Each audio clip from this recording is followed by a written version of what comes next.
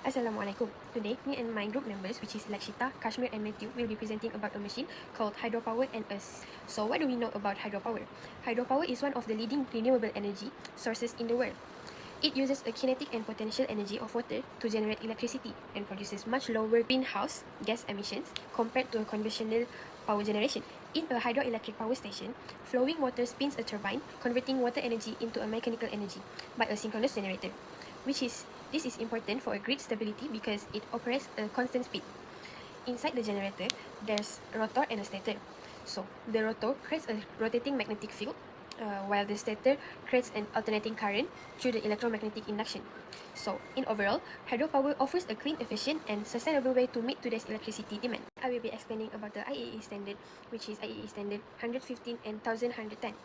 In IEE standard 115, this standard provides a guidelines covering performance, electrical, mechanical, thermal, and operational aspects to ensure that hydropower generators operate efficiently, safely, and reliably.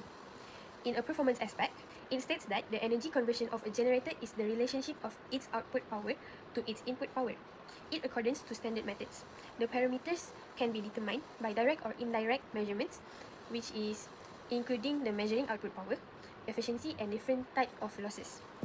In electrical aspects, from what we have searched, it explains that the standard testing procedures used to evaluate the electrical performance of hydro generators. Tests such as open circuit and short circuit tests, voltage regulation, and armature resistance measurement are carried out to understand how the generator behaves electrically. Next is IEE standard 1110. This standard focuses more on modeling and parameters determination of synchronous generators. This standard also mainly used for analysis and simulation. In a modeling aspect, it states that some guidance on how synchronous generators can be mathematically modeled for power system studies. This is to make sure that the hydropower generators has an accurate modeling. This is because a proper generator could help represent how the hydro generator during normal operation and during disturbances. Next is electrical parameters determination aspects.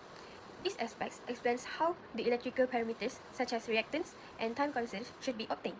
So, for hydro generators, these parameters describe how the generator responds electrically when there are changes in load operating conditions. In overall, IEE standard 115 is about a practical testing of a machine, which is a real machine, while IEE standard 1110 is about a modeling generators for system studies.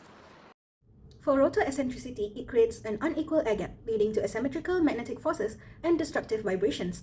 We mitigate this through online monitoring using air gap flux sensors to identify imbalances for mechanical realignment. As for field winding turn insulation faults, these are internal shorts caused by thermal aging of rotor coil insulation. These are detected using electrical testing such as recurrent surge oscillography (RSO) to pinpoint deterioration for targeted repairs like rewinding. Although synchronous generators are very robust, they have some potential faults that, if allowed to continue unchecked, may result in catastrophic failure. Two such potential faults that form critical issues within hydro generators include rotor eccentricity faults and field winding turn insulation faults.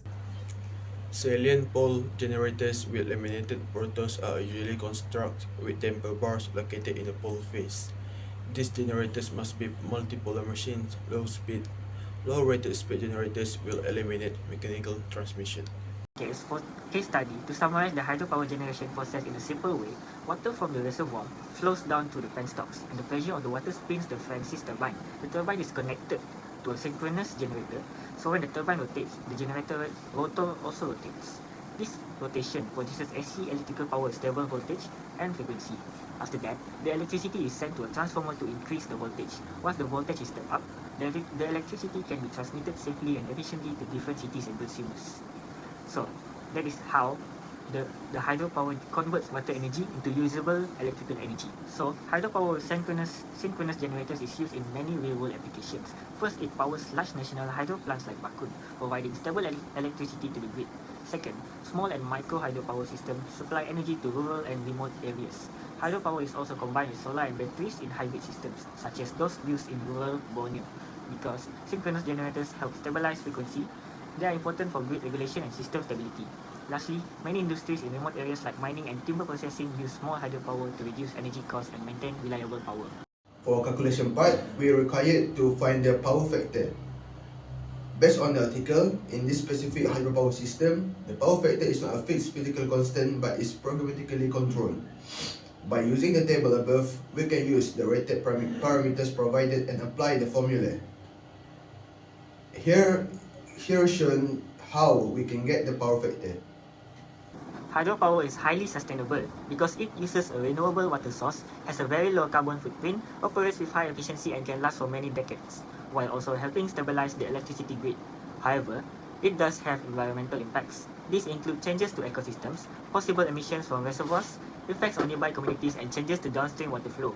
To reduce these impacts, modern projects use mitigation methods such as fish passages, sediment management, water quality monitoring, and proper environmental planning. In conclusion, our study of the synchronous generator within the hydroelectric sector has shown that technical excellence and sustainability must go hand in hand. By following IEEE standards, we ensure that these machines are not only efficient but also predictable and stable within the national grid. As we discussed with the Bakun Dam case study, these generators are the workhorses of our renewable energy infrastructure.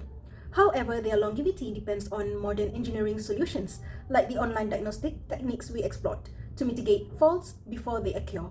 While hydropower presents environmental challenges, the use of high-efficiency synchronous generators provides a path towards zero-emission power that can last for over a century.